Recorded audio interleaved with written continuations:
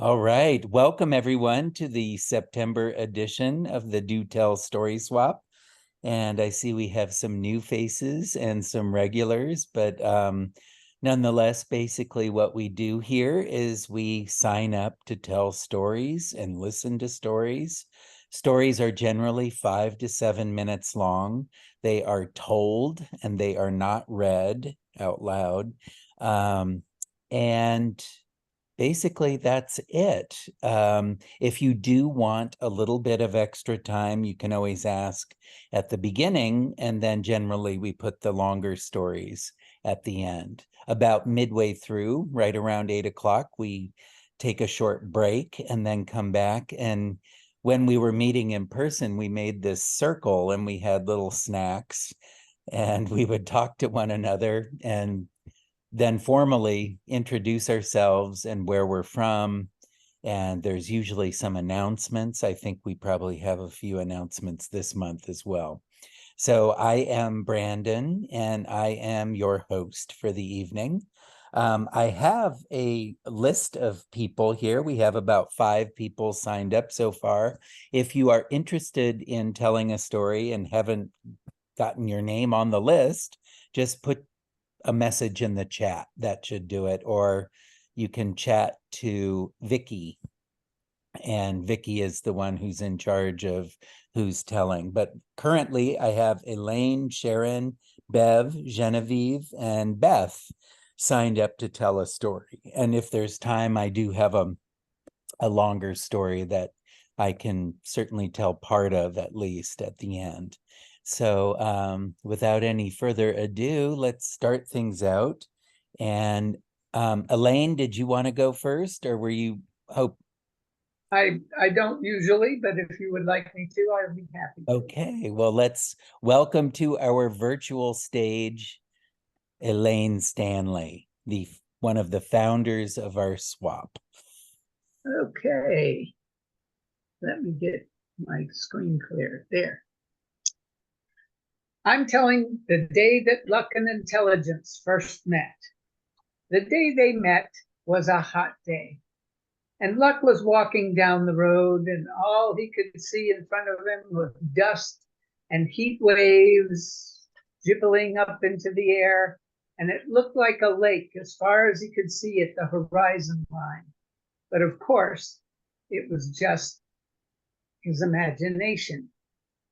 But he also noticed a small log on the side of the road, and someone was sitting on it. And he hoped it would be long enough that they could both share this log because he was so tired.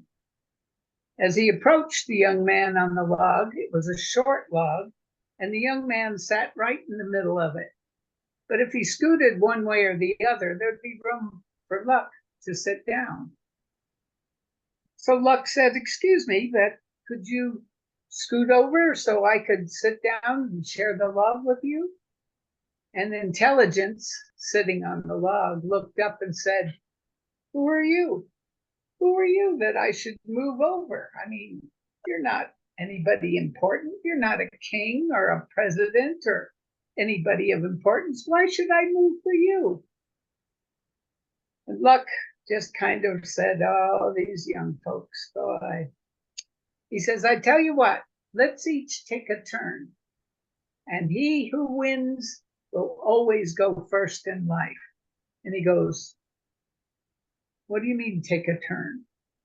And Luck says, "Well, I challenge you that we each find somebody and take a turn to see who can make his life better. And I see a young man over there plowing that field." He says, "We'll pick him." He said, "But remember, he who wins will always go first in life." Intelligence thought that was a great idea. He wasted not a moment. He said, "Okay, I'll go first." And at that, he leapt up off that log, ran across the field, and entered Vennick's head. Vennick, who had been plowing the field, looked up. And as he scanned his horizon, he thought, "It felt like I've been in a long sleep, and I've just awoken to find myself in a world I hardly know." He said, better than this. I can do better than this. Why, I need to go seek my fortune. And sure enough, the next day he had packed a few things to go with him, and he took off, heading to the east, looking for a new life. He had hiked a few days when he came to the king's castle, and out front was an advertisement for a gardener. And he said, well, I'd be perfect. I mean, I plowed land all my life. I know about growing things. I'd be a great gardener. So he knocked on the castle door,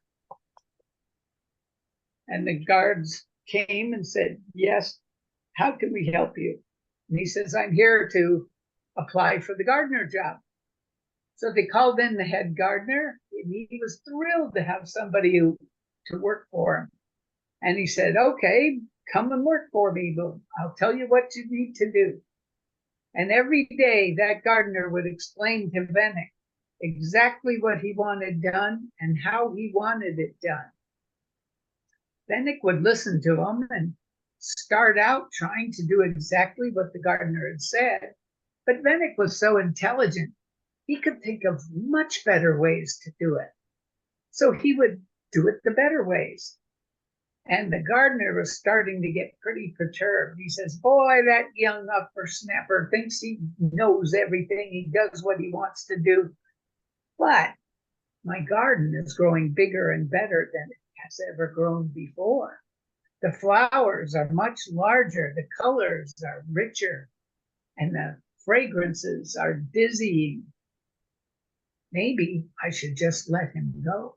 And at that, the head gardener would say, Venick, today I want you to go over and work in the North 40. Venick would go and do his magic. Then the gardener would say, Venick, today I want you to just go do your magic. And of course, Venick would go to town and do it. Well, now the garden was getting so famous, there were people coming from miles around to see these gardens, to witness the beauty, the pure beauty of everything growing so rich and big and deep in color and fragrance. Now, Venick often saw the princess and her little dog sitting out in the grass, and they smiled at each other as he would work on the garden, but they never spoke.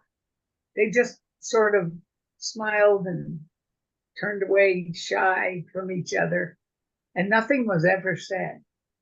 But one day, while Venick was out pruning some of the bushes, he heard the king and queen and their conversation as they walked by. The king was saying, what are we going to do? She's spoken not a word for 7 years now, and she's of marrying age. What are we going to do? And the queen said, well, you are the king. You should think of something to do. He says, well, I've called in all the doctors I could find. I've called in the soothsayers, the magicians. Nobody has gotten her to speak a word. And he says, I've got an idea. I could put the word out across the land that he who gets our daughter to speak could have her hand in marriage. And the queen said, sounds great to me. Go for it. So sure enough, the word went out across the land that he who got the princess to speak could have her hand in marriage. Well, young noblemen and princes, even kings from other kingdoms, came from all over to get the princess to speak, but none was successful. Not one word, not even one breath of a word ever came out of the princess's mouth. Finally, the king was getting frustrated, and he said, I need to change that. I need to change that rule. I don't think anybody should be allowed to marry the princess. I think he who gets the princess to speak can have her hand in marriage. But if he fails, take his head off. And the word went out across the land. And now far fewer young men, princes, noblemen, or kings came to try and get the princess to speak. But Venick, working out in the garden one day, dawned on him that he figured out how he could get the princess to speak. And so he went to the king's castle, where the king's rooms were, and he said, "I'm here to get the princess to speak." And the men laughed and said, "Ah, you want to lose your head, do you, gardener? All right, come with us. We'll get you taken care of." So the king and his entourage accompanied Venik and the guards to the princess's suite. And when they swung open the door, there stood the princess at the window as the beautiful fragrance of flowers came wafting in the summer breeze through the window. And Venik did not even look at the princess. He ran right to where her little dog was sitting in a chair, and he knelt down in front of the little dog and he said, little dog, I hear you are so wise. I need your advice. But first, I must tell you a story." And at that, Venik began to weave his story. He said, "I and my two friends had to take a journey through the Black Forest. It would take 3 days and 3 nights for us to travel through the Black Forest, so we would have to take turns keeping watch, or we might be devoured by cruel animals in the dark of night. And so, we drew straws, my friends and I, and it was determined that the carver would take first watch, and the sculptor or carver would take first watch. Second watch would be done by the person who sews, and I can't think of the word right now. So the carver stayed up, and the tailor and I went down to sleep. We laid down to sleep and quickly fell into a deep sleep. Well, the carver walked around the fire, stomping back and forth and around, and he goes, "I am so bored. This is ridiculous. What am I going to do? I'm falling asleep on my feet." And then he pulled up a big log and he sat down and he started to cut, chip, and carve until he had carved the figure of the most beautiful woman ever seen. She was so gorgeous, the wood so rich, it was beautiful. And then it was time for the carver to sleep. So he woke the tailor, who was to take second watch. The tailor awoke and went, "Oh, what is the meaning of this?" when he saw her. And the carver said, "Well, tailor, I was bored, so I carved her. And I guess you being a tailor, so you should dress her." And off he went to sleep. And so the tailor wasted not a minute. He pulled out his basket, his threads, his needles, and he began to sew and measure and cut and sew until he had dressed her, and she looked so real, so almost alive. She was so beautiful. And then it was my turn to take watch. So the tailor woke me. I awoke and went, oh, what is the meaning of this? And the tailor explained. The carver was bored, so he carved her. And to keep from being bored, the tailor dressed her. And so he says, "You, gardener, I don't know what you can do. I guess you should teach her to talk." And at that, he went off to sleep. Well, I wasted not a moment.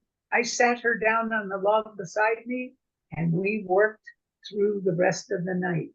And when the sun's first rays came through the dark canopy of the forest and struck the forest floor, she spoke her first word. Well, the carver and the tailor began to argue over who should have her. "Oh, I should have her," said the carver. "I carved her. She was only a hunk of wood until I carved her. I should have her." And the tailor said, No, she was just a hunk of wood. Oh, carved into a beautiful shape, of course, but just a hunk of wood until I dressed her. That's what made her come alive. She should be mine. I ask you, little dog, who should have her?" And at that, there was silence. The princess, standing at the window, turned and walked over to where Venick was kneeling. She looked down and said, you should have her, because you gave her speech and a new life. And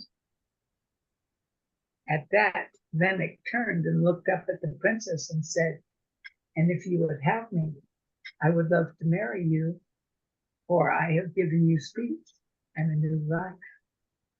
And at that, the king's noblemen leapt to their feet and went, no, you cannot marry her. You are just a common gardener. You cannot marry her. We'll give you land and animals, and you can't marry the princess. And Venick said, I don't want land and animals. I wish the princess. And they said, no, how dare you tell the king what he should or shouldn't do? After all, the princess should marry anyone of her choosing.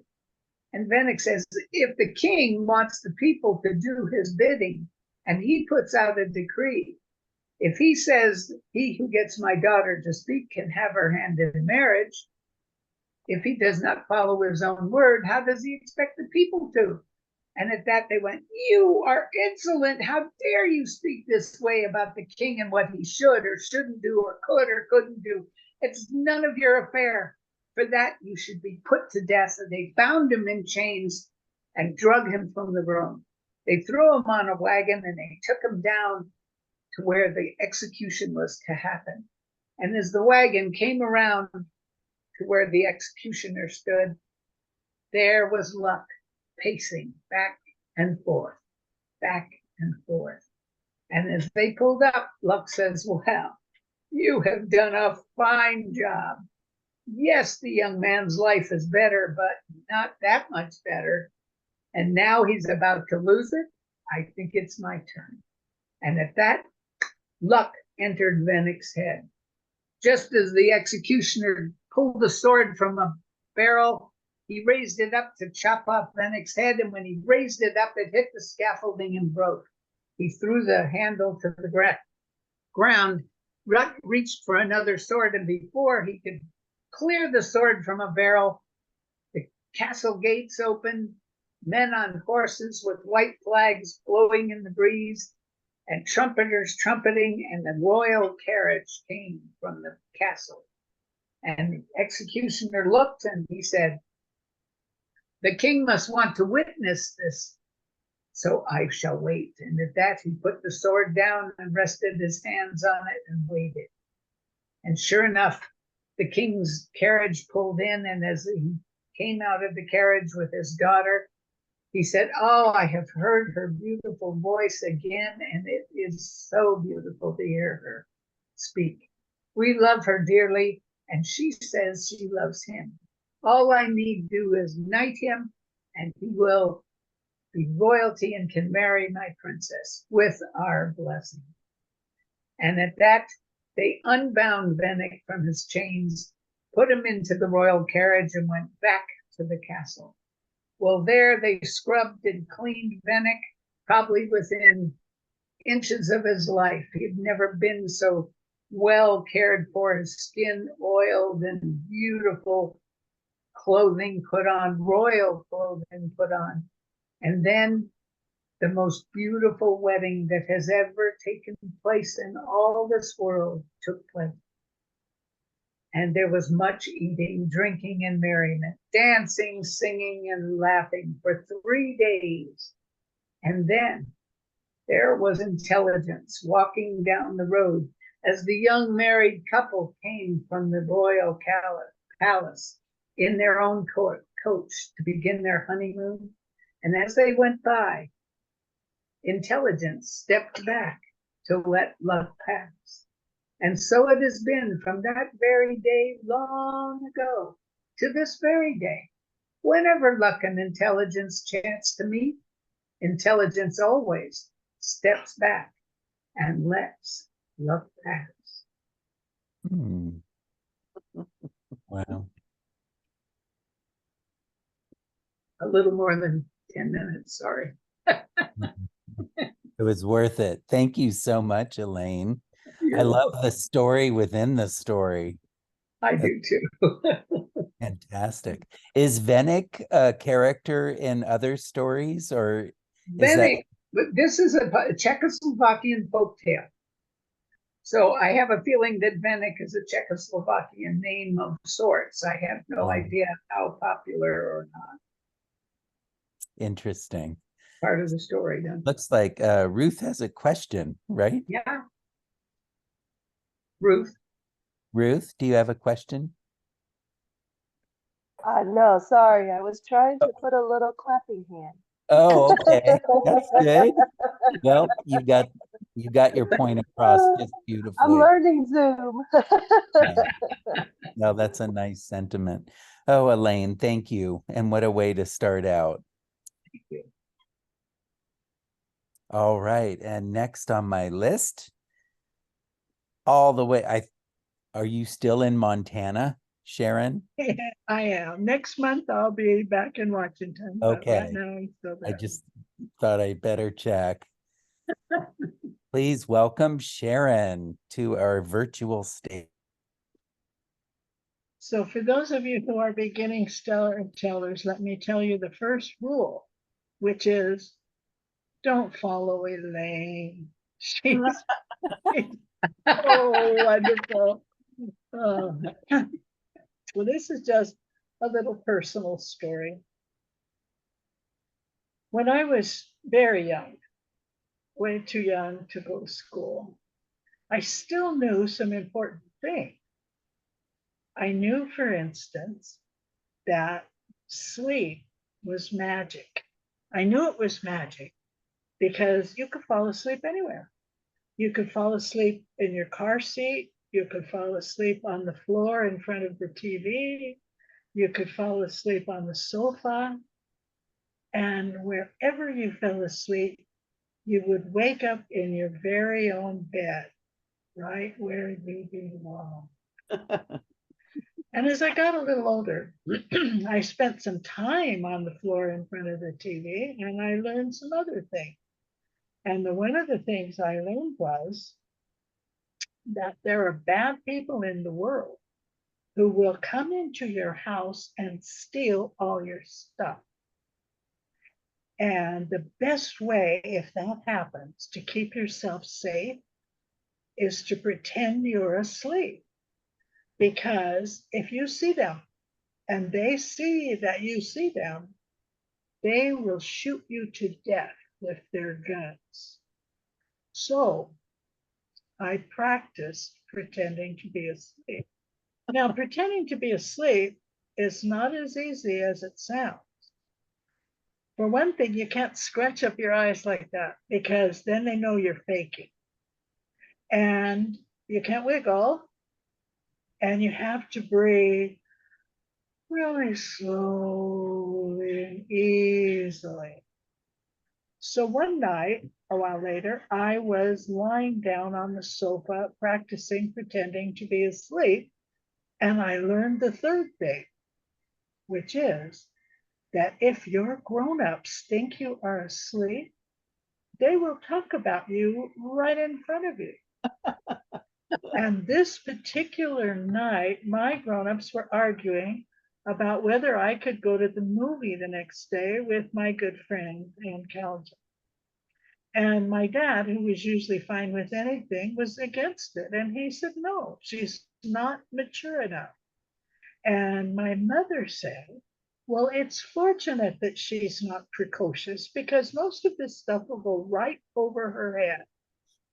And he said, well, maybe the sex, but not the violence.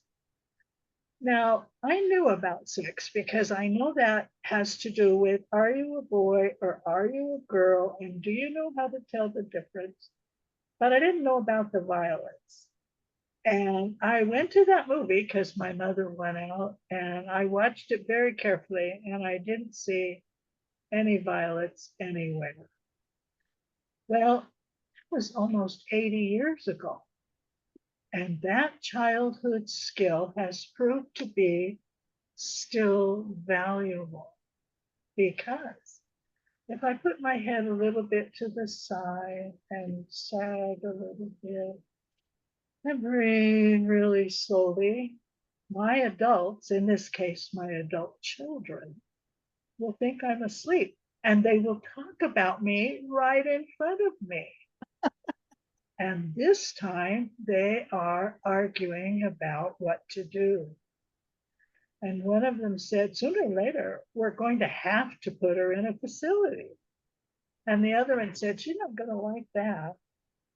And he said, no, she won't. But we have to think of her safety. She's left the stove on twice this week, and her driving is terrifying. And so they worried and they argue back and forth. But I don't worry because of what I learned all those many years ago. No matter where you fall asleep, you will wake up right where you belong.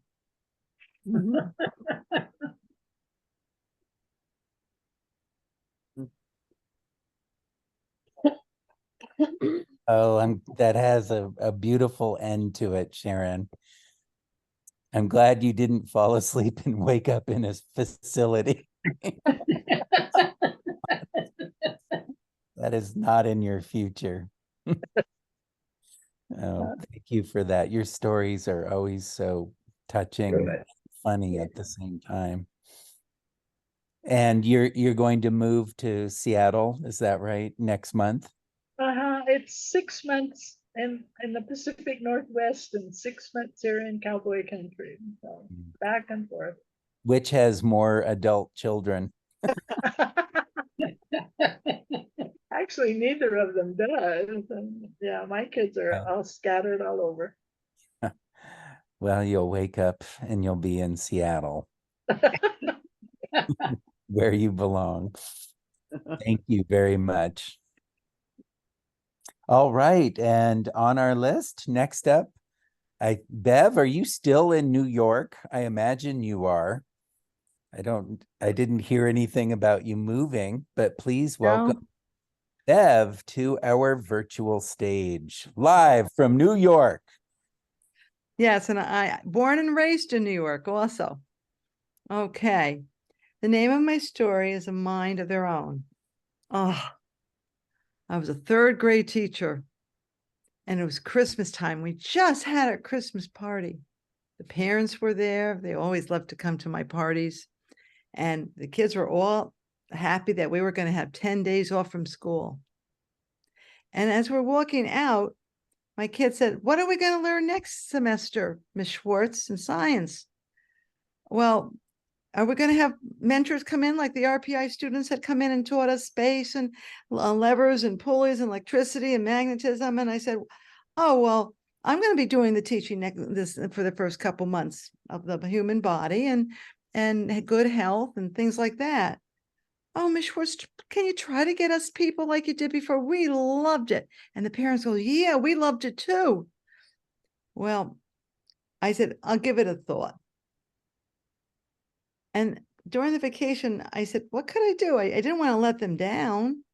I had started this program STEM in the fall, but I had never done it before. And I thought, oh, good, now I'm done. I can just start teaching as normal. And it bothered me. They really seemed to want it. So I did what I did the first time. I called RPI, walked over, got help, planned it. It went perfectly. So this time I picked up the phone. I'm not shy. I said, doesn't work, doesn't work. And I called the dean of the Albany Medical Center Medical School.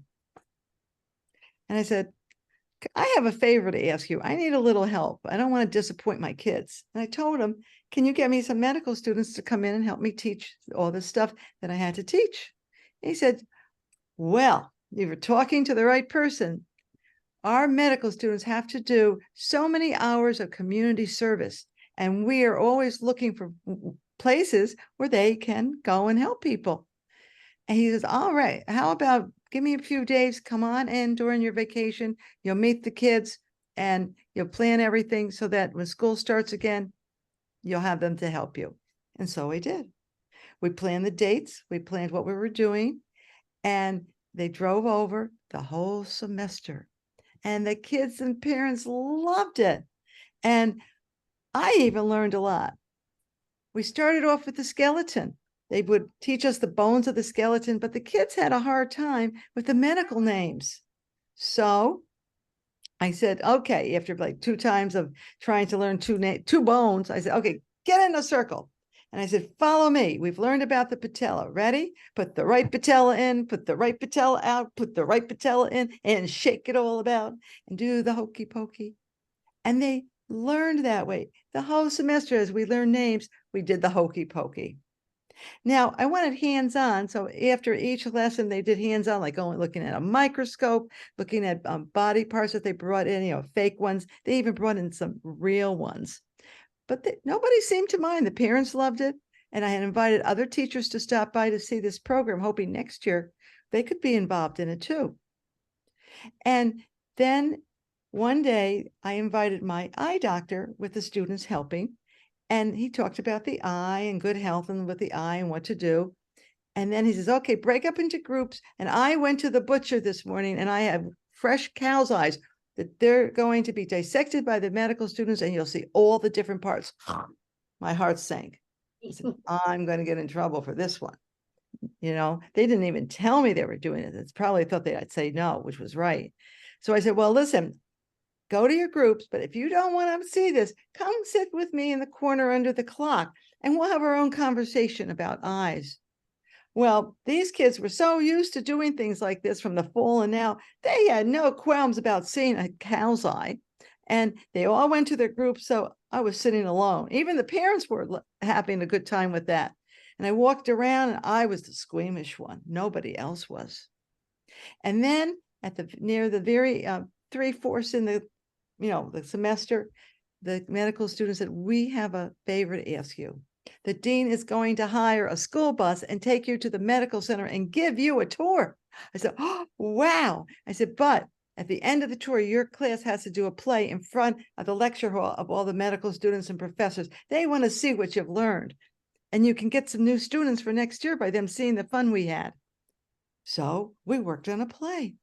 It was a child coming out of an ambulance in a wheelchair saying this child's been hurt. And then we had the emergency room, not to be afraid of doctors in the emergency room, and they're there to help you. And they examine. The girls were the doctors and the boys were the nurses. And then we had the surgery. And then in the surgery, we had an operation. We saved the child and everyone was happy. Well, we get there. We saw an ambulance. We saw the emergency room. We saw where they made food, the laundry room, the PT. We looked under microscopes and we got to see real organs and bottles. Nothing fazed them. They were really into this. And then they gave us a nice luncheon. And then it was time to go into the lecture hall.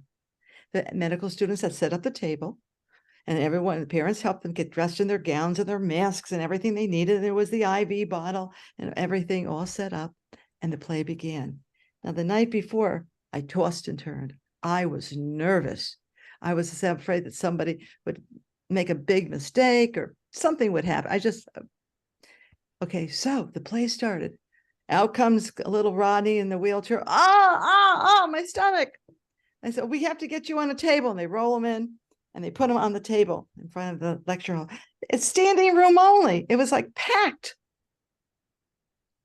And he did great. They lay him on the table. And, oh, my stomach's hurting. Oh, we have to do surgery. So everything was going good. Then they put him, now little sign, part 3, the surgery. They were telling everyone where we were doing. And they put him to sleep. And we're going to save your life. And they started the operation. Well, she opens him up and says, oh, no, he's bleeding from somewhere. He must have cut an artery or something. We have to find it. And then it happened. My worst nightmare came true. All of a sudden, she goes, it's bleeding and we can't control it. That was not in the script. They were supposed to say, we got it and sew it up. And all of a sudden, in the air, red water that looked like blood squirted out of his stomach. Where was that coming from? All over the gowns. They went on the floor. The first row of the auditorium got squirted with this red water, what looked like blood. Right? That's not supposed to happen. Oh no, it's still bleeding. And another squirt comes out. I think I must have turned bright red. I was feeling so hot in my face. And then she goes, we got it. We've sewing it up. We've saved his life. And then let's wake him up and tell him he's going to live. I was in shock. And as he rolled off the table with the whole class to bow, to take thank you, and everyone's applauding and laughing, 2 turkey basters rolled down the floor as he rolled off the table. This had to be planned. I wonder whose mother gave them those turkey basters. And we got in 2 rows. And we had practice bowing, and we were all bowing. I'm next to Jackie, the doctor who did the surgery. And we're all holding hands like we practiced and bowed. And she looked at me and winked and said, "Our class gotcha."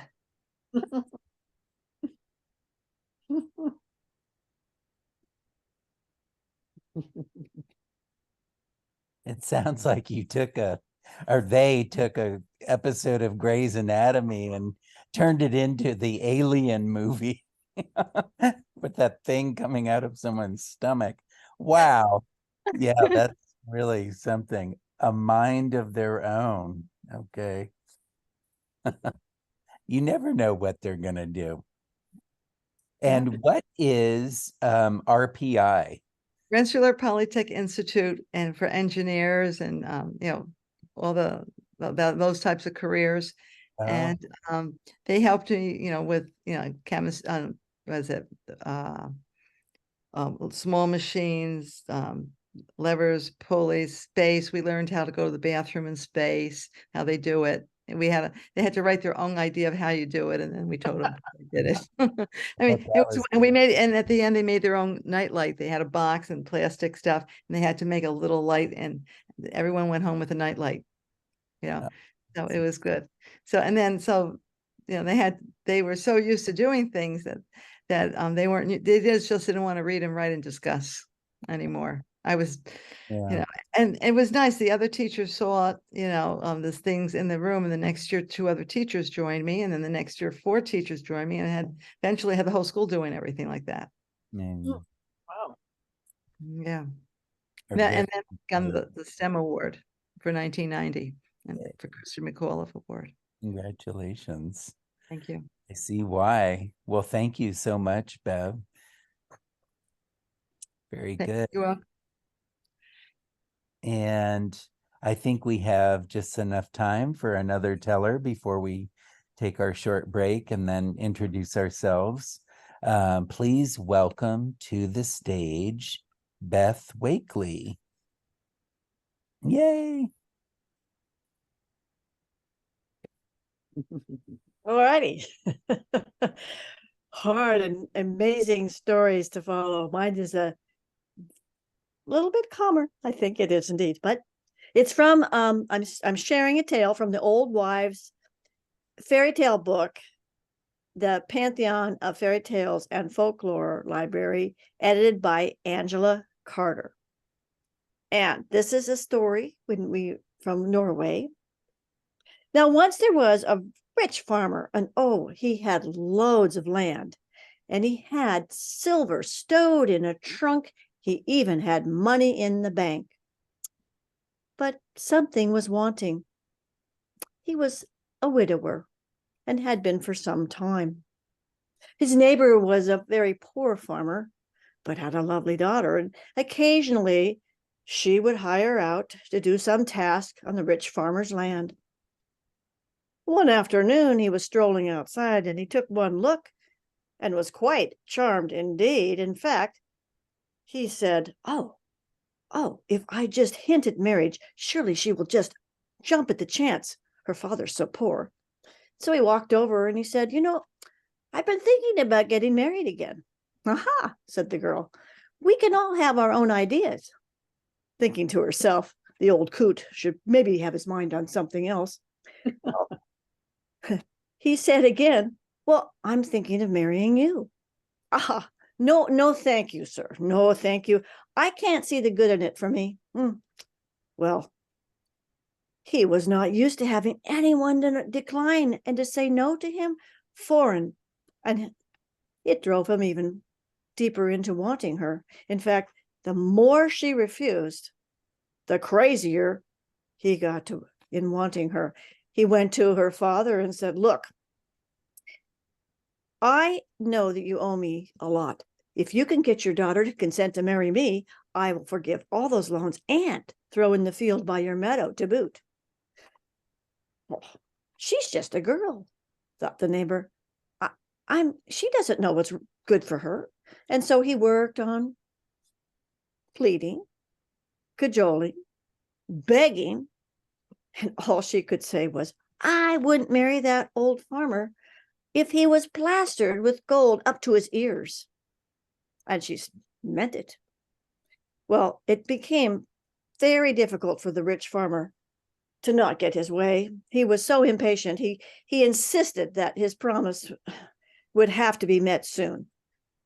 And so they kind of plotted a little bit together, but mainly the rich farmer said, I'm going to plan the wedding, and your job is to get your daughter over here on some pretense of a task on the day of the wedding, and we'll get her married fast before she can change her mind.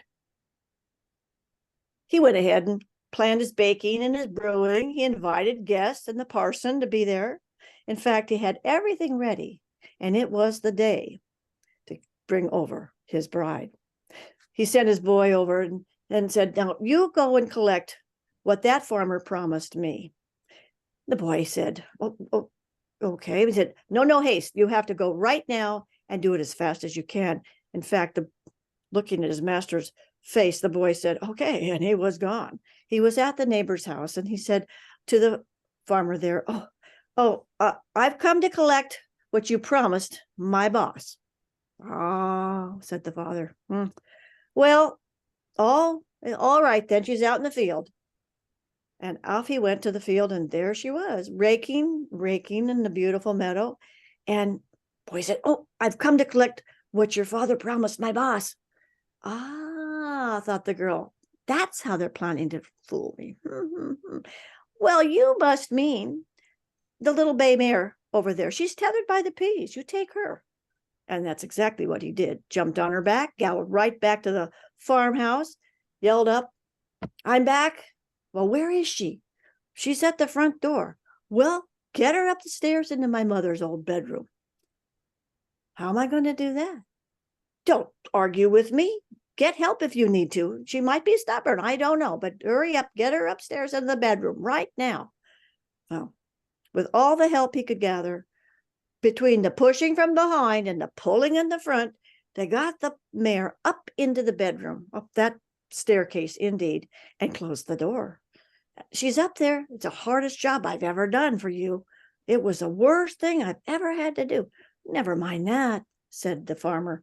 Go and get the girls from the kitchen and tell them to get upstairs and dress her in the clothes on the bed. All the wedding finery had been laid out, but don't forget the wreath and the crown. Well, my goodness, there wasn't any way to argue. He looked at the boss's face, and he knew he had to do it. He got in the kitchen, gathered all the girls, and said, now go upstairs and dress the bay mare in all the wedding finery. Don't forget that wreath and the crown. And I guess he wants to have a joke with his guests, make them snicker. Well, it so happened that's exactly what happened. The farmer said, I'll wait down here by the door. I'll open it as you bring her down. And the clatter on the stairs after that bride was led down. She had no satin slippers on. The noise was pretty intense. She had on the beautiful draped veils, all the finery that could possibly fit in different parts of the anatomy, and the crown and the wreath right there. And he knocked on the door. The boy said, she's here. The farmer opened the door, and in came the mare, and an awful lot of giggling and snickering from the guests occurred, you can imagine. But why, that rich farmer, he took one look at the bride and was so pleased, he never went courting again. The end. Snip, snap, snap. That tale's told out.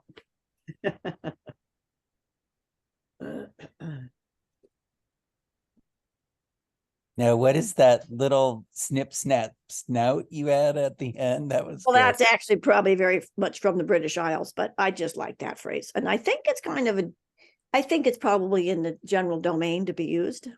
Oh yeah. But it could also be used for little elves and things in the, Scandinavia, Norway. Yeah. I love the clatter on the stairs. No satin slippers for that bride. That was wonderful, Beth. Thank you so much. All right. Well, we've had a really great first half of stories. It's about 10 minutes to 8 or something like that. It's close. And what we can do at this point is take a short break, 5 minutes. I've been told the bathroom is being renovated, so you'll have to go across the street.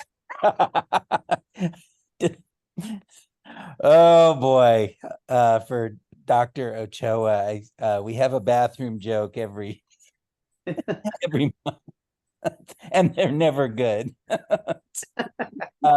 Anyway, so yeah, we'll take 5 minutes. If you so choose, I recommend putting your view, which is in the upper right-hand corner, onto gallery. And then you can see everybody's face at once. And you can unmute yourself and just have kind of a 5-minute conversation while others go and get a cup of tea or go across the street or whatever they need to do, and we'll rejoin, and we have the prompt of the month and some announcements and then maybe some more stories. All right, everybody, I'll see you in about 5 minutes. So at 7:55 or so.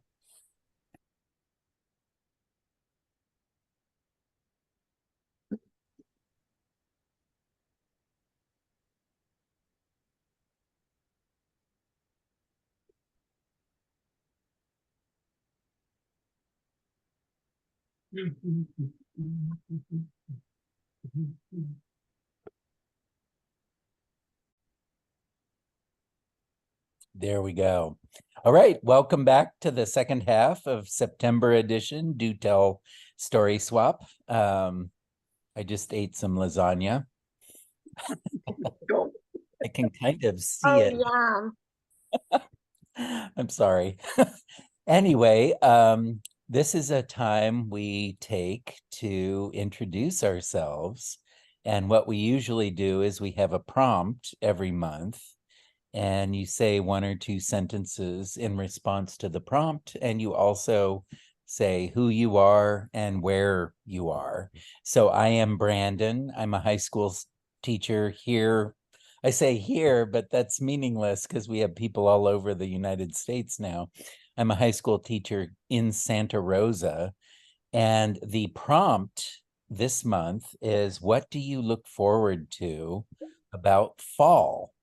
And for me, there is one very clear answer, and it is steelhead. They start running up the rivers, they follow the salmon, and they are so exciting and beautiful. I am a fly fisherman. I catch them and then I release them. But I can think of no better way to spend a day than trying to catch one of these amazing animals. So fly. Does it hurt or does it not hurt them? We use barbless hooks. Oh, great. Wow. Sure, it doesn't feel good, but it's as Okay. painless as possible. Kind of like having braces. Yeah. Right. I mean, we try to keep it as humane as possible, but anyway, it is something that I've been doing most of my life, and I really like. I tie my own flies too. So all right, and I am going to pass the floor to Vicki Ness. Oh, Vicki Ness, Sebastopol, California. And I think the things that I love most about fall, there are 2 things. The first day that it's cold enough to wear a sweater. I love sweater weather, that cold, crisp, love that air. And the second thing is caramel apples. Boom, that's it. caramel apples rolled in peanuts. Boom, I'm yours. That is such a great combination, the caramel with the green apple. Oh my goodness. All right, and next up we have Genevieve. Hi, I am in Santa Rosa, and I love the feeling in the air, that the breezes in November, and the fact that I obviously love, I have a pistache tree in front and a liquid amber in back. So my little bit of East Coast comes here.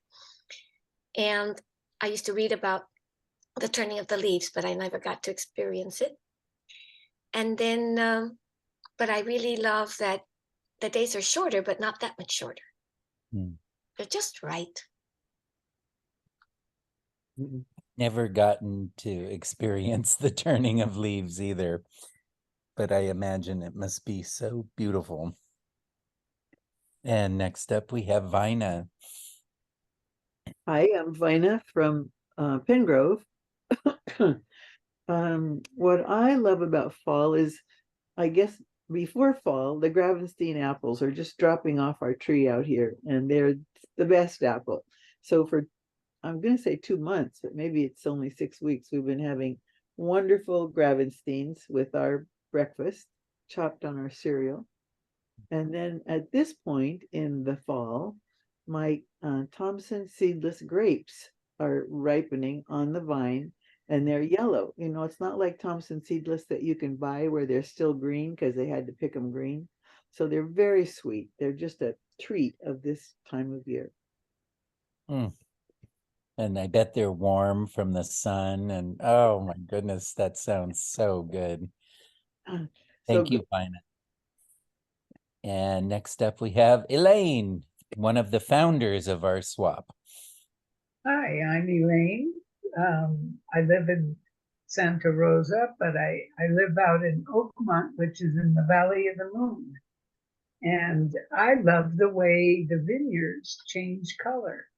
I have lived all over the world. I've experienced many different kinds of fall, but I never knew that the vineyards changed color. And I've lived in the East Coast. In fact, I took a born and raised Californian back to see the changing colors of the fall on the East Coast. And she was mightily impressed. But I was really taken aback when I found out moving up here in Santa Rosa that the vineyards change color for the fall, and they're beautiful. Yeah. And I love the fall, the cool air, the crispness of things, and the apples they grew apples here long before they grew grapes. Now we're wine country and growing grapes, but all the fruits up here are delicious. You're right. The grapes do have that red and yellow. So I guess I do. And the leaves, yeah. Yeah. Thank you, Elaine. And next up we have Beverly from New York. Okay. Well, I live, let's see, I did unmute myself. Okay. I live in the Northeast, and everything, the crisp cold mornings and the bright colors of all the leaves on the trees, and the berries are ready, and there's pumpkins all over everyone's outside, and Halloween with all the straw men around, you know, that they decorate with. And then there's the bonfires that go on at night, and the apple picking. And it's like the whole area has a different atmosphere of the fall is here. And you can see people starting to put stakes up in the driveways for the snow. And then you know that fall is really here, and it's just a matter of time. We get the first deep frost sometime in October. And usually by the end of the last week of October or the first week of November, we might have a little snowflake in the air. And we know then fall is over. Do they put the stakes so you know where the driveway is? Is that? Yeah, the plows come, so everyone has to stake there so they don't go on the lawn and ruin your lawn. My the, gosh. the plows don't go on. But once everyone starts staking, that all this fun, the Halloween, then and the garbages are all the pumpkins. Everyone starts throwing away all the fall stuff, the decorations, because they know it's just a matter of a week or two until it gets really cold and snow starts coming. Yeah, you don't see many people staking their driveways around here. Really? I'm listening to all of you, and it's interesting to see the difference of cultures and things that happen in your community at each session, season. Yeah. I think we would have to use something like tongue depressors here for measuring snowfall. And when we get a really hot day every once in a while in the winter, we go, oh, well, it must be so great out west in California to have that all the time in winter. Mm. All right. Well, thank you, Beverly. And next up, we have one of the chairs of our swap, Meg Brown. Hi, yeah, I'm Meg Brown. I live in Forestville, California. And well, when I was working, we used to have our business was extremely busy in the summer, so we would never take a vacation. So the fall represented vacation time for us. And it must be those leaves that change in the turning of the season that just appeals to everyone, because we would head for the mountains and you have the aspen and they start to change color, and if you're really lucky you can get there at the peak of the color change, and they're like little golden medallions just shimmering on the trees. And I just am in awe. I can never get enough of that. And so it was always a favorite destination to go and see, again, the changing of the leaves up in the mountains. Also in Colorado, where they have many mountains and many aspens, and they're just the most beautiful thing. So that's one of my favorite things to do. And they make that beautiful sound in the wind, The right? rustle, yes, it's Trees. lovely. Thank you, Meg. And next we have Ellie Shiva. I sort of would 99% of what everybody else has said, I would repeat. But when I was a kid, it was nice to know when school was going to start. It was after their last vacation, weekend vacation a couple of weeks ago. Then we would start school. I would love the colors of the leaves and everything. And I think secretly many of us were really happy that school was starting again, but you'd never say that. But anyway, it's just something in the air, the way it went. It's just wonderful. Thank you. Thank you. And next we have Vina. Nope, you had me already, Brendan. Oh my gosh, I'm That's all right. so sorry. Yeah, I do get a little mixed up. And I've had Genevieve. How about Ruth?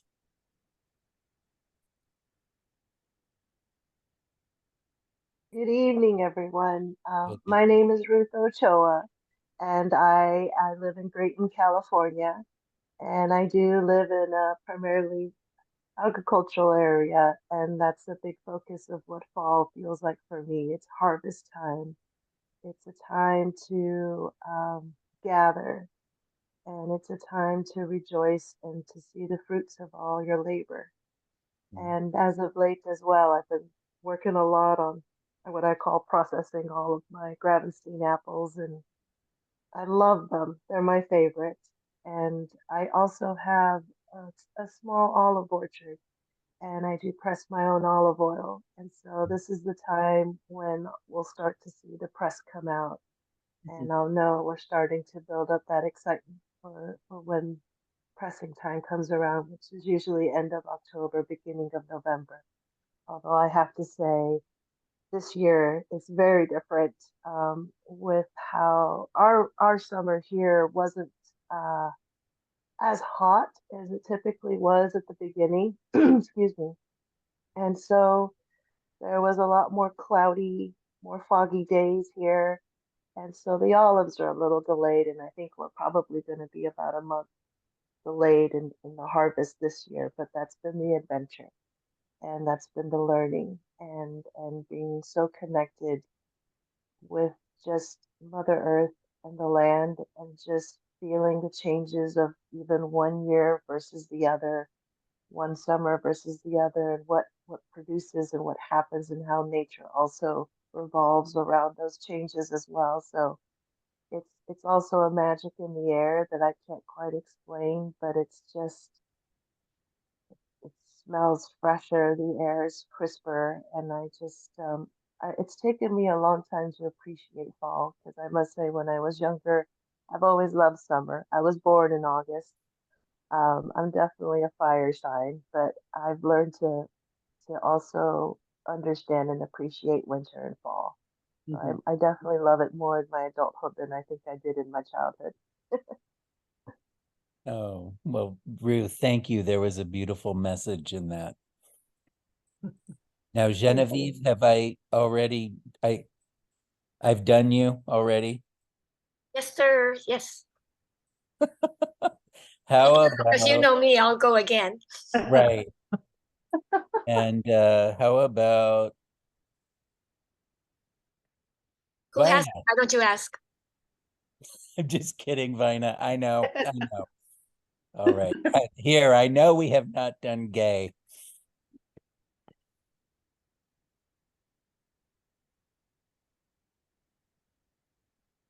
Well, I just want to echo the fact that I like the crisp air, what people are talking about, and the colorful leaves as they change. So I'm kind of repeating, but it really is a nice time. Fall is really a nice time for me too. Can't say it enough. I agree. Thank you. And Beth, I have not done you, right? Hi, I'm Beth, and I live in Sebastopol as well. And I've been on my property for 47, we're going on 48 years. We built this little house here. So lots of changes, and a lot of growth. And fall always means a tremendous shedding of the redwoods because they shed out all of lose most everything as the new growth is there, even though they're deciduous. I mean, they're evergreens. Anyway, for me, two things. The smell of a sharpened pencil is a memory from childhood. That's that wonderful pencil shaving smell. It's just like, oh, and I guess that's reflected with the woodsy smell and the crispy crackle of the fallen leaves. I used to jump in those when I did live in New Jersey. And I just, when you said, what do you love about fall? It's pumpkin, all the spices that go with that, and the orange of the pumpkin, and just enjoying it. So, and You, celebration, yay.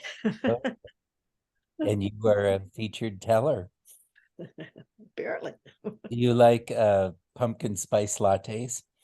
No, Oh, no, okay. that's too expensive. I just I'll just go with the pumpkin and make my own things and pumpkin pie, and I do a lot of apple drying at this time. So all that cinnamon, sometimes clove, sometimes cardamom, all those good things. Ginger.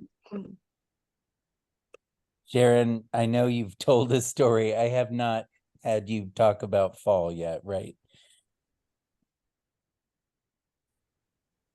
Things too. It's interesting that the first thing that came to my mind was pencil. And I love watching the kids in their new clothes on their way to school, and the sense of new beginnings when your crayons aren't broken and your pencils are new.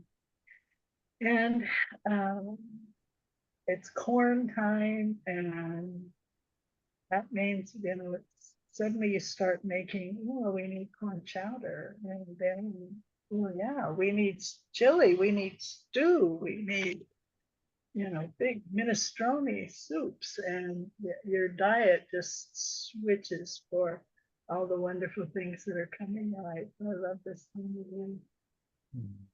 I- Um, Sharon, you probably remember the corn maze in Petaluma, right next to Really? 101.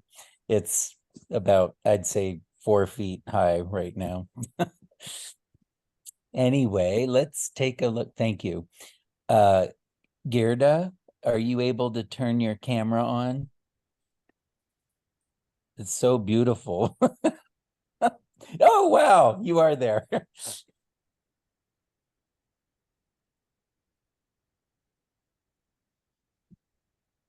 I don't know if you can hear me. My Yes, we hear you now. picture disappeared. Can you hear me?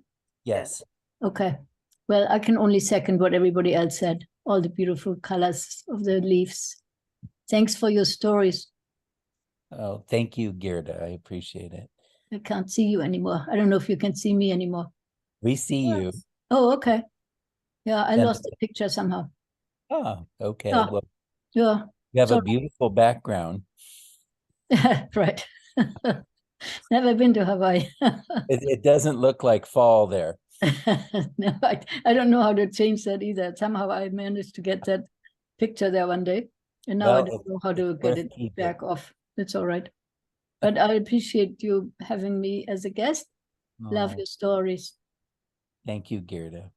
And Sandy, would you like to turn your camera on? Sandy. Okay, and I know Laura is resting, and Vicky's gone, Genevieve's gone, Ellie Shiva's gone. I think we are. Have I gotten everybody who would like to share? Without Katie, I'm a little lost. We we have Katie Mangan who always keeps track of who's spoken and think you did do everybody. okay, thank you. And there's my my much needed assistant. Thank you so much.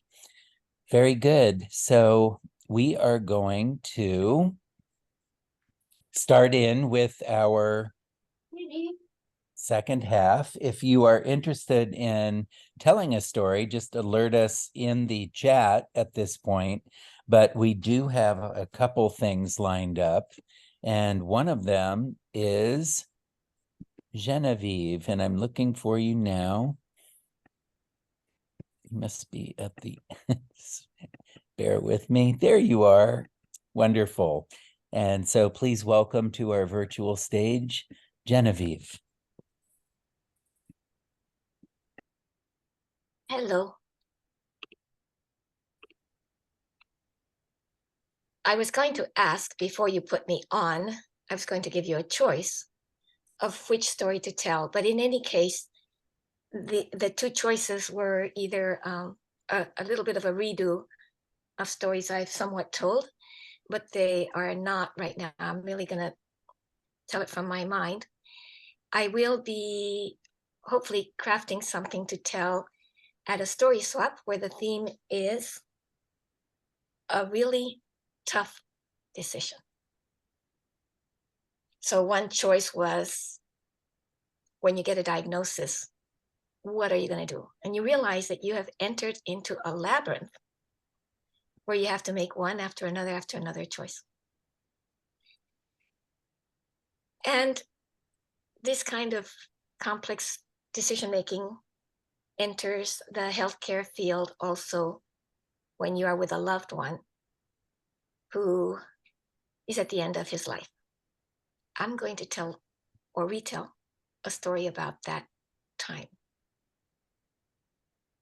Some decisions are ours and we know they're ours to make. Other decisions are given to us as gifts. You get the choice that someone else offers you. And some decisions you just have to seize. Seize. I had my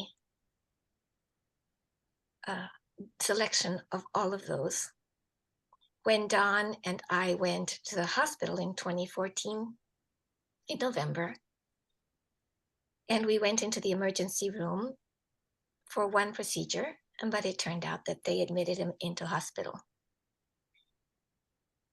And as we traveled the next few days in the hospital, the first thing that happened one night was that the hospitalist came in and said, Don, when you checked into the emergency room, you were asked the question whether you would like extraordinary life-sustaining measures. And you answered yes. I had actually been standing next to him, but my participation was restricted. And he had said, yes, I do. But this was not what we had discussed at all. And I wanted to be sure to honor his choices. But I knew that he might not be thinking very clearly given the circumstances of his admission into the emergency room. So when the hospitalist came back and said, it is our practice to review that. Is that still what you want? And he said, oh, no. No, not at this point. So the hospitalist noted that down. Our next big decision point was when he took a sudden dive.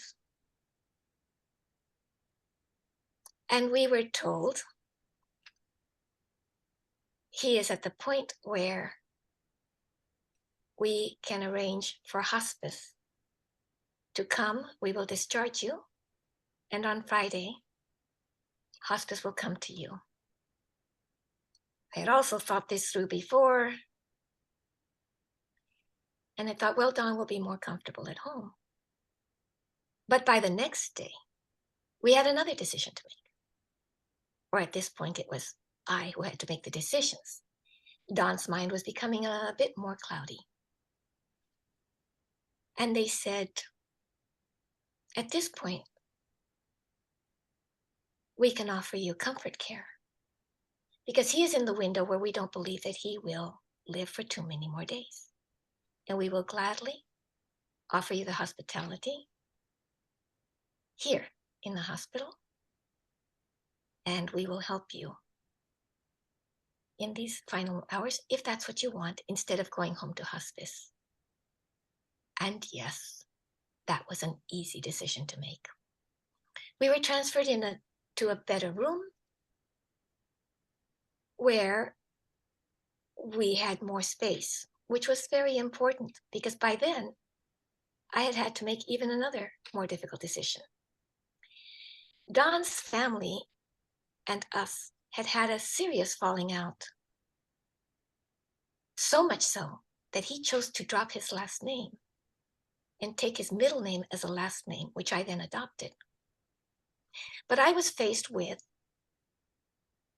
deciding whether it was best to invite his family members to be with their sibling in these his last few days. And despite our difficulties and the fact that I had pretty much been scapegoated and really, I believe, mistreated by the family, not all of them, there was an exception, and an occasional second. But I thought it would be noble to have Don be able to say goodbye to his family members. So by the time we got into that hospice room, there were many of us in the room. Him, 3 of his other siblings, the husband of one of the siblings, and a daughter. By then, we'd also been allowed to bring our little dog in, but he was not taking up too much space. He stayed at Don's feet for the rest of his time there. At first, it was a friendly hello and a warm, loving, surprisingly convivial sharing.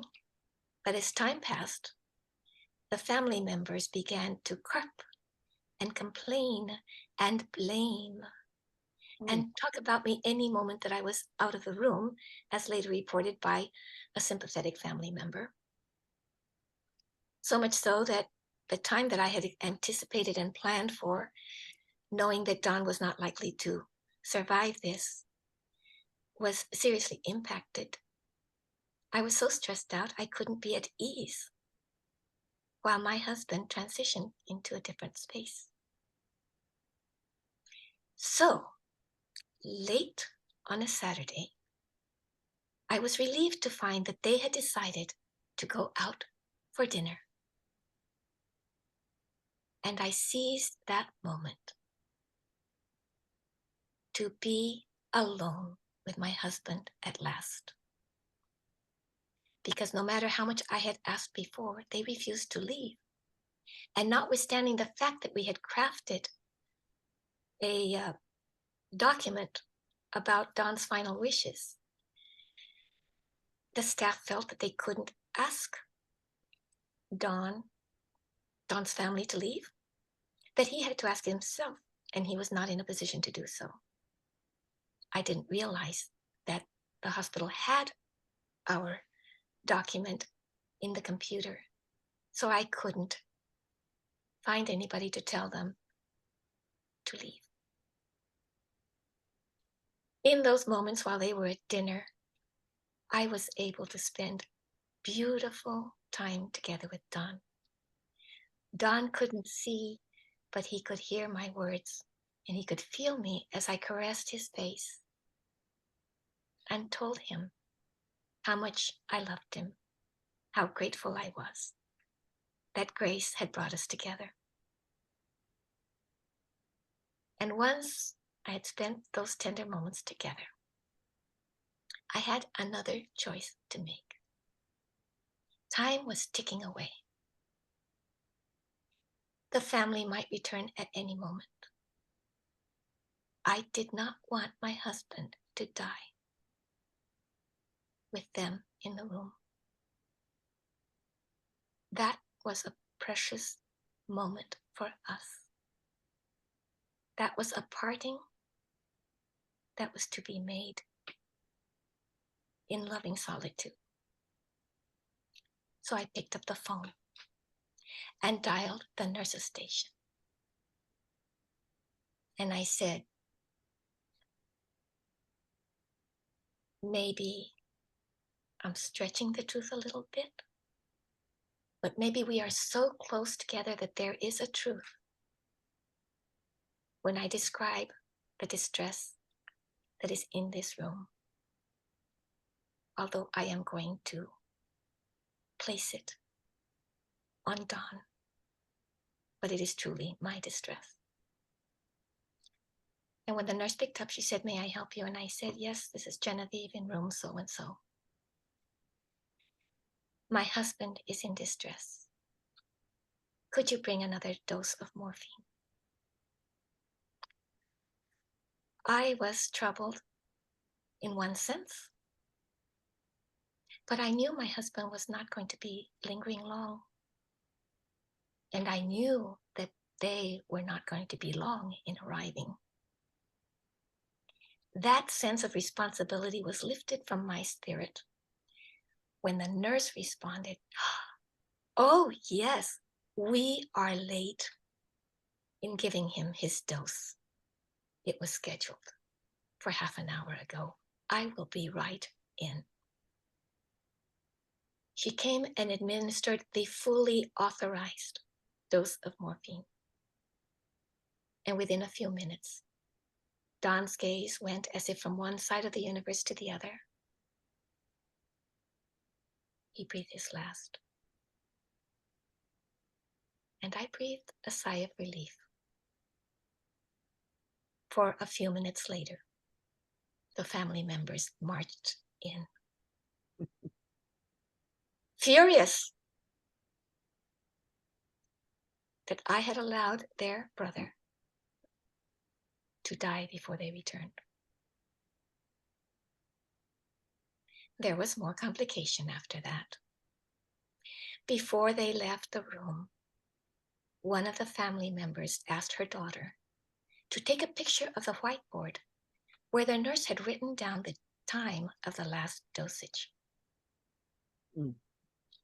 And I was so glad that that morphine dosage had fallen correctly within the administration timeline. Mm-hmm. Decisions. Some of them are ours to make. Some of them are given to us by grace. And some we have to seize for the sake of love. Mm.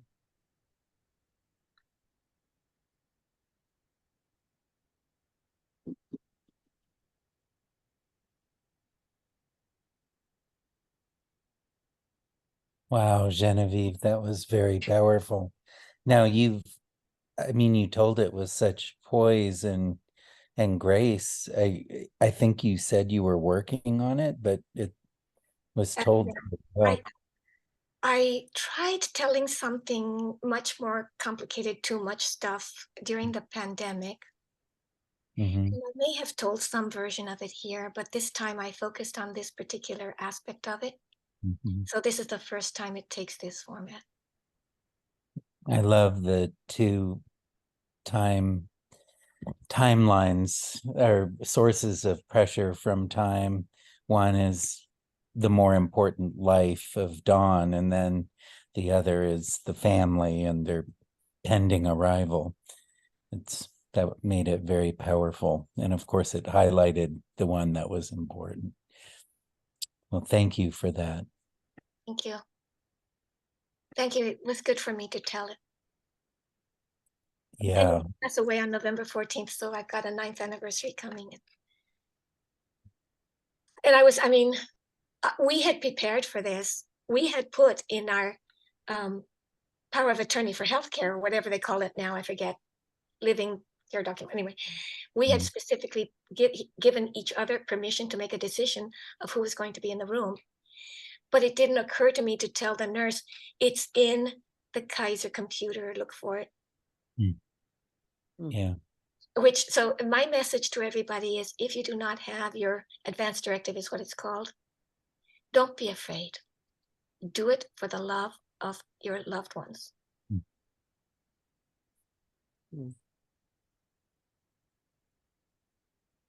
Wow. Yeah. I haven't done Put that. it on the calendar. Start a draft. You don't have to make all the decisions, but just taste what it's going to feel like. Yeah. You don't know how grateful your loved ones will be to you. Yeah. Thank you. Well, do we have anybody who wants to tell a story? Has anyone added their name to the chat? Vicky, do we have anybody? Hi, How about guys. you? Yeah, yeah, we have time. I have a longer story, and I thought I would tell the first half of it. We'll see how things go. So that'll be about 10 minutes, the first half. And of course, it's a very different tone from the story Genevieve just told. Some of you might remember I have told a story about leading students to China. And I did that several times. And on one of the trips, I accidentally led them into a brothel. And that didn't go over very well with anybody. It was kind of a disaster. But this is a trip that happened before that trip. And I haven't told this before. So I thought it would be fun to try it out here. So I was in my first year of teaching, and I was assigned kind of at the last minute to take over and lead a group of 7 students to China, where we had a sister school in Beijing. And 2 things went wrong. The first, I don't know. I didn't know what season it was. We were following the weather at a steady 60 degrees Fahrenheit. And the day we arrived, it dropped 40 degrees. So it ended up being 20 degrees, 10 below freezing. And while we had, windbreakers and some jackets, we did not have hats and gloves and scarves, which is what you needed. And when we sprinted from the van through the freezing cold to the dormitories, the second problem made itself known. I hadn't even unpacked, and a student came to my door dripping wet with dripping hair and asked about towels. And they hadn't been on the packing list. And sure enough, the dormitory did not provide towels. So I told this student, you'll just have to make do, and I will see about it in the morning. Well, I got up early, and in the morning I went to the front of the dormitory and I found a person of authority. I thought they were in an office that was actually more of a cage made out of storm wire. And they sat at a desk with a phone. It was a woman with a quilted jacket. And I showed her my dripping hair and I mimed toweling, and she nodded. And she picked up the phone and she spoke very firmly into the phone. And I was convinced that what had been an oversight was being taken care of. That day it hailed on us on the Great Wall. And we sprinted home, and to our surprise, our group of 8 surprise, in the hallway on a table was a stack of 8 packs of paper tissues. Clean. And of course, the students rolled their eyes, and I held up my hand and I said, "You'll just have to make do tonight. I will see about it in the morning." And the next morning, I went and I brought the paper tissues and I tried to indicate, no, we did not want paper tissues. We wanted something made of cloth. And I mimed toweling, and the woman nodded. And this time she spoke with no small degree of animation into the phone. And I was convinced what had been a miscommunication on their part was being handled, and we would have towels when we came back. That day, there was another drop in temperature. We were in the Forbidden City, and my students were so cold. I bought them tourist hats of the Forbidden City to try to pull over their heads to keep them warm. And that was when one of the teachers from our sister school came up to me and told me that the next day the students would be staying in homestays. The school was giving me a surprise, and there was a driver who was going to bring me to it, and he could tell the driver to stop at a market where I could buy better hats, gloves, scarves, and I thanked the teacher profusely. Now that night, when we went sprinting through the snow, to our amazement, on the same table where the paper tissues had been, now was a stack of what looked like dinner napkins. They were no bigger than a sheet of paper. And of course, my students began to moan and complain, but I held up my hand. I said, "You'll have to make do tonight, but tomorrow I am going to a market where I will buy you big, beautiful, fluffy towels." And there was a cheer. Well, the next day, sure enough, the driver showed up to take me to whatever this surprise was. And on the way, he stopped at this building with about 7 stories. And each floor was totally open with tables on which was piled merchandise. Why, there was Gucci, there was Prada, there was Armani, there was Louis Vuitton. There was everything, and everything was under $1. And he led me right up to this table where there was this beautiful pile of blue fuzzy gloves. North Face, or so it said on the label. North Face gloves, 10 cents each. Well, I bought a full assortment. I bought extra small for our diminutive student named Benny. I got smalls, medium, larges for the 5 students in between. And I got these super XXXLs for Andrew, the acne-ridden captain of our basketball team. They were the size of tennis rackets. And I put them in a bag. And of course, the driver tapped his watch and he indicated it was time to go. But I said, no, I would like to buy towels. And he looked at me and I mimed drying myself off. And to my amazement, he led me over to a stall on the side and showed me paper Kleenex. And I said, no, I don't want paper Kleenex. I would like something made, something made out of the material like the blue gloves. And I held up the blue gloves and I mimed drying myself off with the blue gloves. And he lit up as if he totally understood. He tapped his watch again. And then he grabbed me by the hand and took me down, and presumably we were driving to a towel shop. We drove for an hour and a half. Oh my God. And ultimately we arrived. It did not look like a towel shop.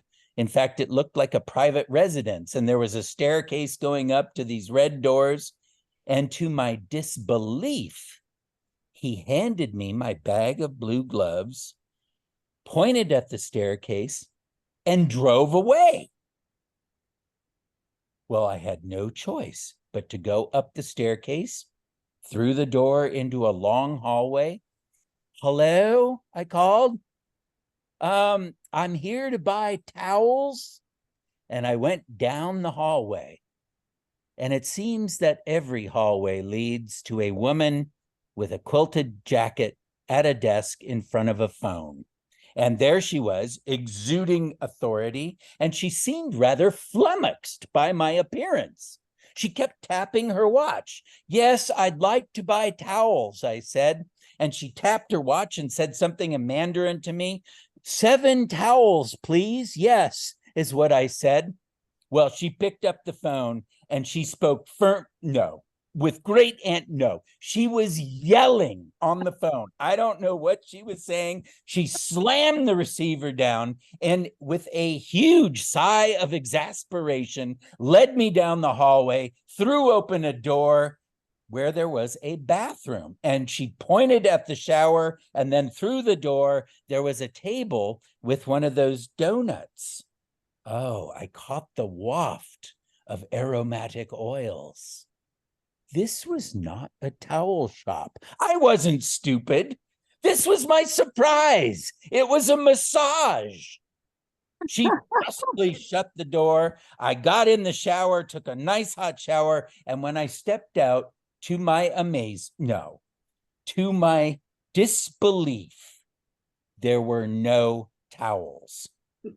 Dripping wet, I went over to the door, I opened it, and I called out, hello?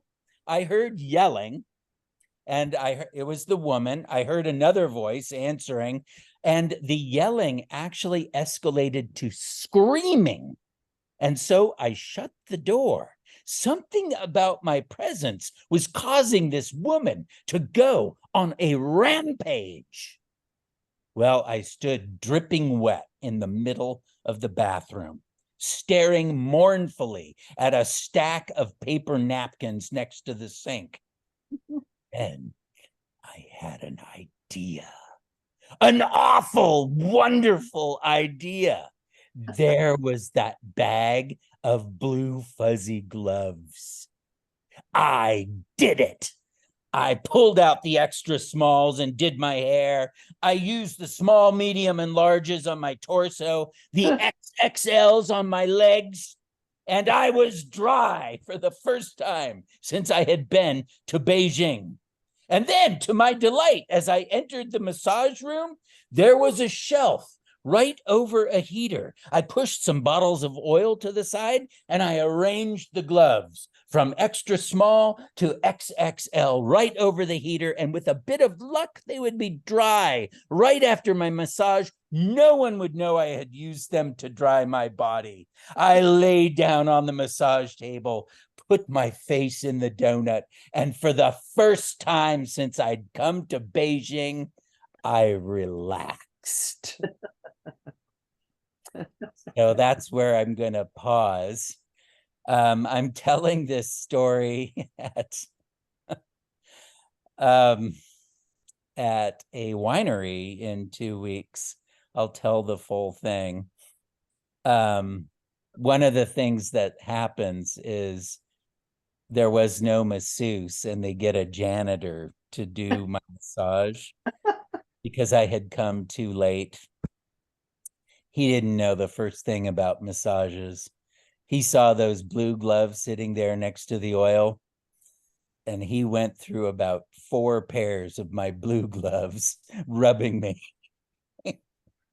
Anyway, there's more to this story, but I'll tell the second half next month.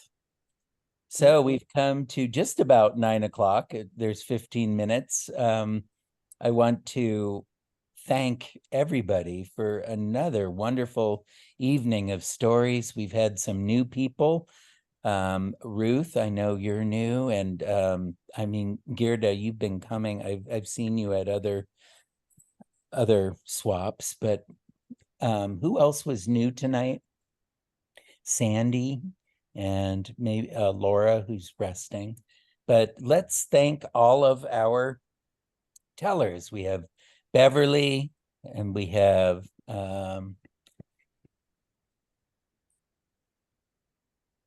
Elaine. Oops, Elaine, sorry. Now I have to add everybody back. And we have Genevieve with that powerful, powerful story.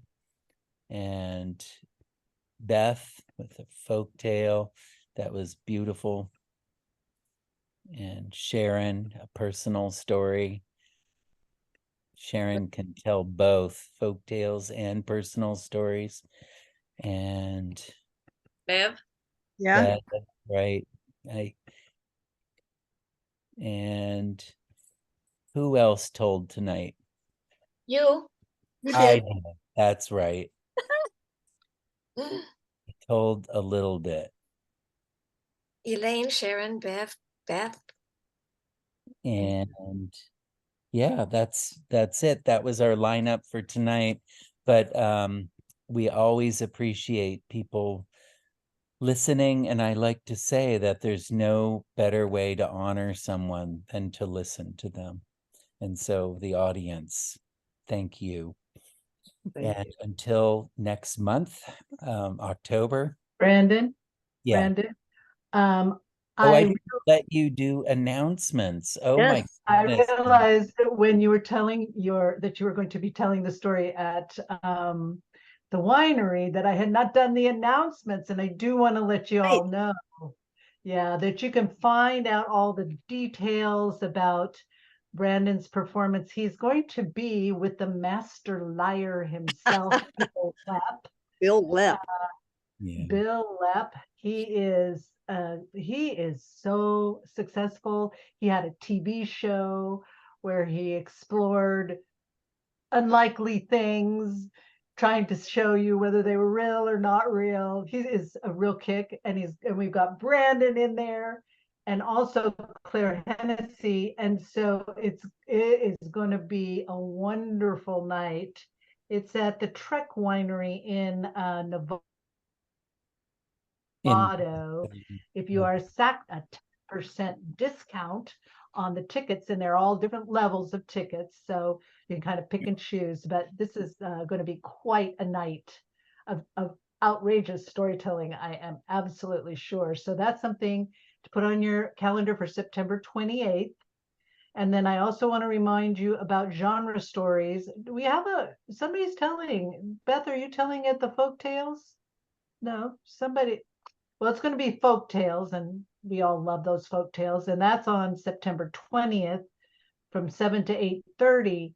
And that's a wonderful genre. Storytelling is great, and you should sign up early, just so you don't have any hassle once you decide, oh my gosh, it's coming up, oh it's 6:45.